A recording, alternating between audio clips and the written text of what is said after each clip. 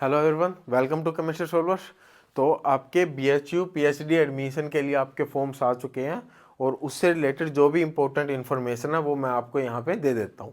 ठीक है, सबसे पहली बात जो आपको एप्लीकेशन फॉर्म कहाँ से फिल करने हैं वो आपको www.bhuonline.in से आप जाके अपने फॉर्म फिल कर सकते हो।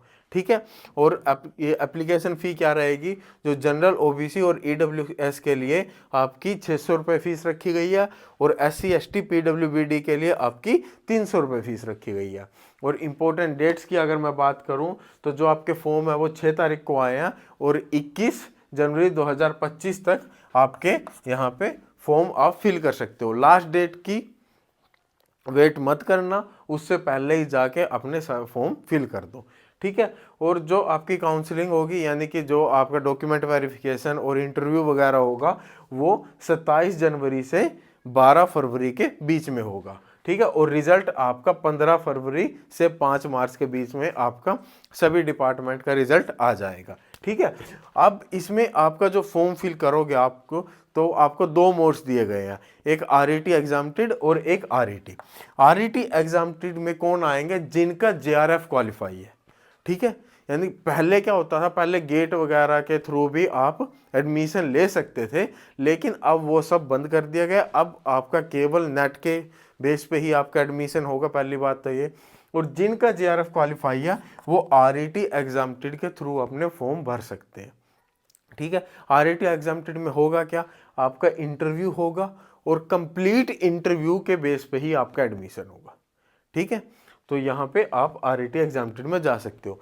और वो लोग जिनका केवल नेट क्वालिफाई है या जो PhD ओनली कैटेगरी में आते हैं या JRF वाले भी, वो सब आपके RET के थ्रू भी अपने फॉर्म भर सकते हैं। ठीक है, लेकिन एक बात ध्यान रखना कि RET में जो लोग फॉर्म भरेंगे उनका जो क्वालिफाई हुआ होगा नेट JRF या फिर PhD ओनली कैटेगरी में वो आए होंगे, वो जो रीसेंट एग्जाम हुआ था UGC CSR जून 2024 का एग्जाम, वही क्वालिफाई होना चाहिए। उससे पहले का अगर आपका कुछ है तो उसके बेस पे आप फॉर्म फिल नहीं कर सकते।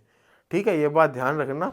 RET एग्जाम्प्टेड में JRF वाले हैं, जिनका पहले भी JRF है वो कर सकते हैं, लेकिन RET कैटेगरी में जो नेट PhD ओनली वाले या यहाँ पे जो आएंगे उनका जो रीसेंट वाला एग्जाम हुआ था उसी के बेस पे आप RET फॉर्म भर सकते हो। ठीक है, और RET में जो आपकी वेटेज रहेगी 70% आपका क्या रहेगा, नेट का स्कोर रहेगा।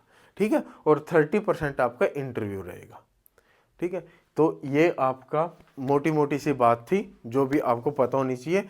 इसके अलावा कितनी नंबर ऑफ सीट है, RET में अलग सीटें रखी गई है, RET एग्जाम्प्टेड में अलग सीटें रखी गई है, वो सब मैं आपको डिस्क्रिप्शन में इंफॉर्मेशन बुलेटिन दे दूंगा, तो वहाँ से आप डाउनलोड करके वो सारी सीटें वगैरह आप दे सकते हो।